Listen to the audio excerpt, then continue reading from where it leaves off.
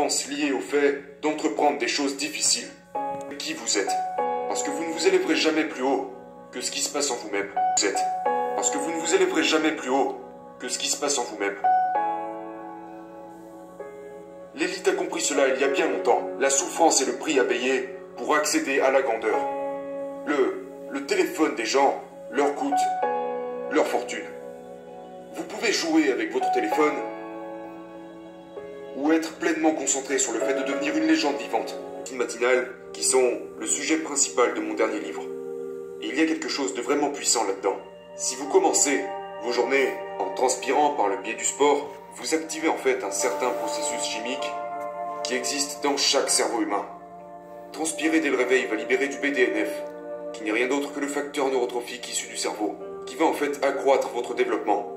Ça va guérir les cellules de votre cerveau qui ont été endommagées par le stress. Ça va libérer en vous de la dopamine qui est le principal neurotransmetteur dont nous avons tous besoin en tant qu'entrepreneurs, que bâtisseurs d'entreprises et serviteurs de l'humanité. Le cortisol. Les hormones de peur sont très fréquentes au réveil. Donc faire de l'exercice au début de chaque journée va réduire cela. Et je vais parler de ma formule 20-20-20. Je vais la mentionner car c'est un excellent moyen de maximiser son énergie. Eh bien, parlez-nous de cette formule justement, qui commence par de l'exercice physique, mais quelle est la suite de cette formule qui est très puissante?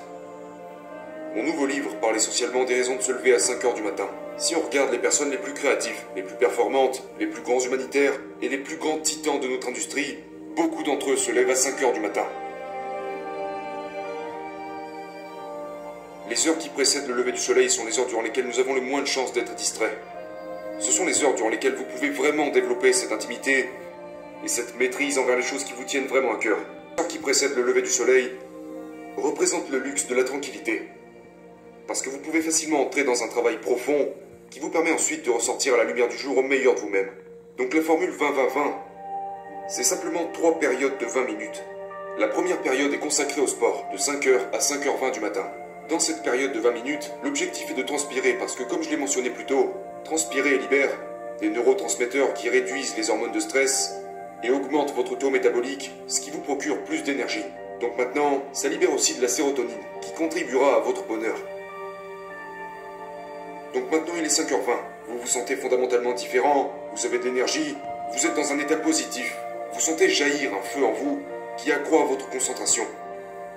De 5h20 à 5h40 a lieu la deuxième période de la formule 20-20-20 qui est axée sur la réflexion.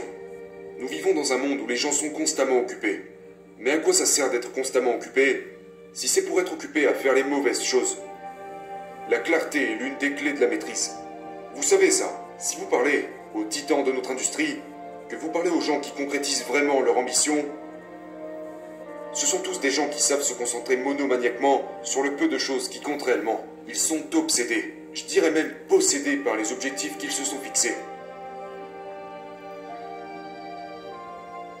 Et donc de 5h20 à 5h40, vous tenez un journal. Vous méditez, vous visualisez, vous élaborez ce que j'appelle dans mon livre un plan pour une belle journée, où vous pouvez juste vous asseoir quelque part pour penser, méditer et réfléchir. Et la dernière période de temps, entre 5h40 et 6h, est dédiée au développement de soi.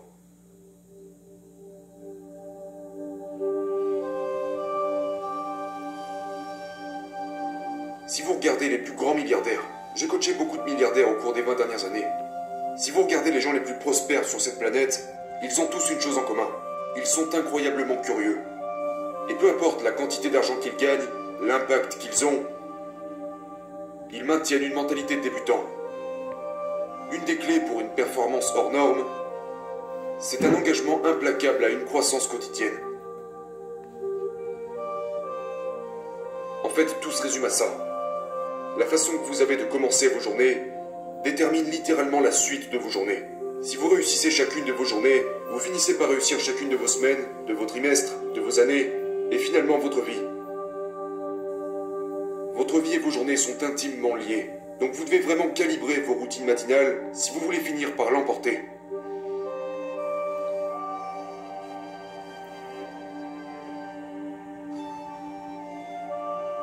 Je crois en fait que nous sommes construits pour vouloir. C'est la nature même de l'être humain. Nous sommes faits pour progresser. Nous savons ça. Le cerveau humain aspire à la nouveauté. Et nous sommes plus actifs, nous avons plus d'énergie, nous tendons plus vers notre meilleure version de nous-mêmes quand nous progressons vers notre mission de vie.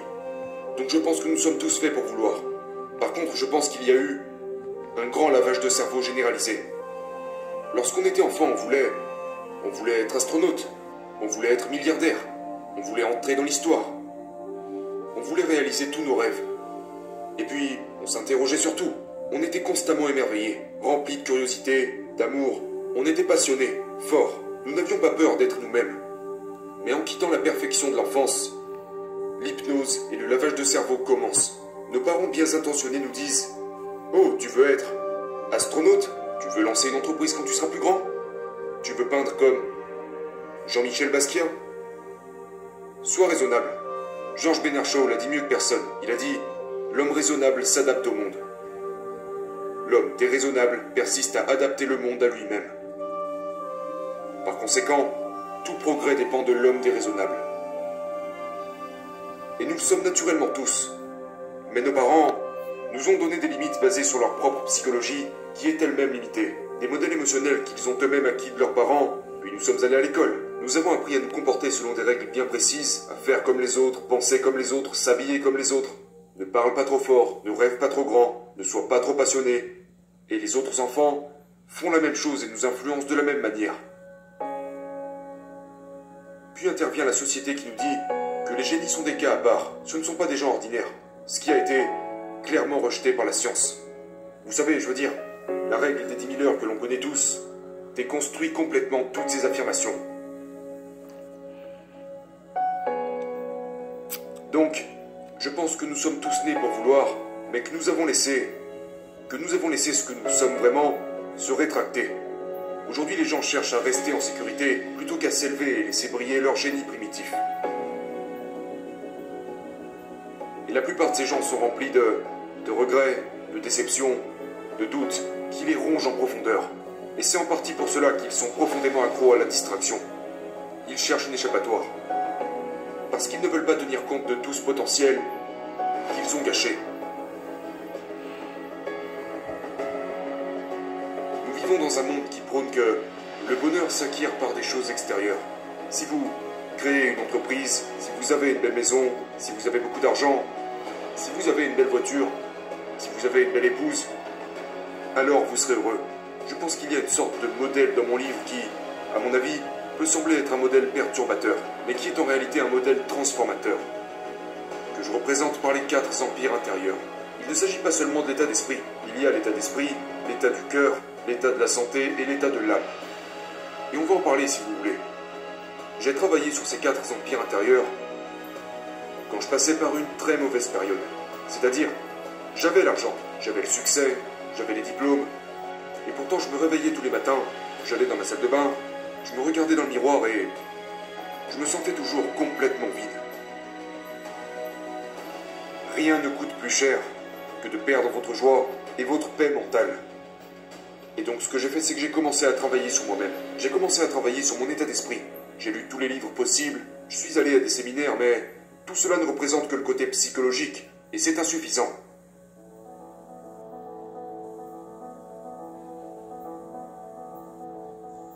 Tout le monde parle de l'état d'esprit, mais l'état d'esprit n'est que votre système de croyance. Ce n'est que votre psychologie, et c'est très important.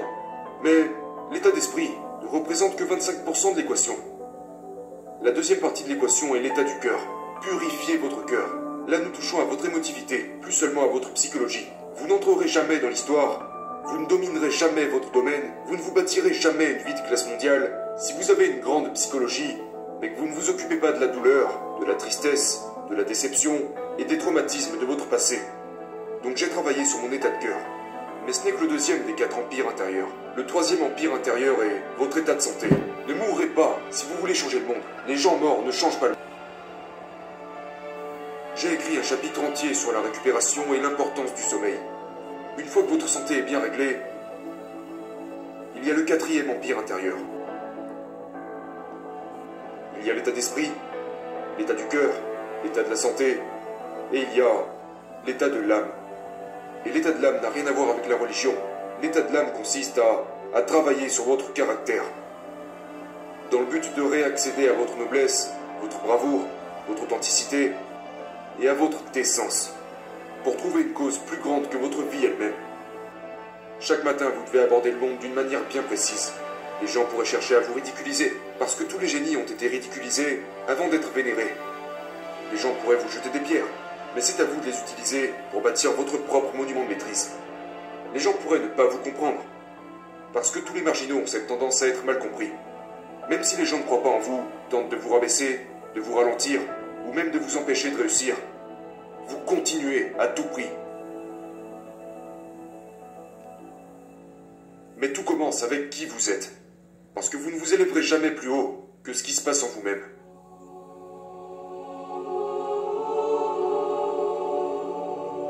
La clé, c'est d'accepter la souffrance liée au fait d'entreprendre des choses difficiles.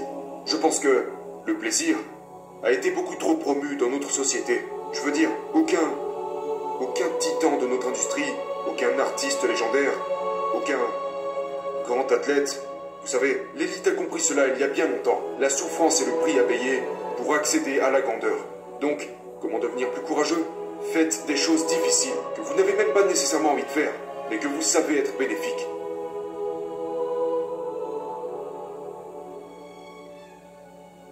Avec une meilleure conscience, nous faisons de meilleurs choix. Avec de meilleurs choix, nous obtenons de meilleurs résultats.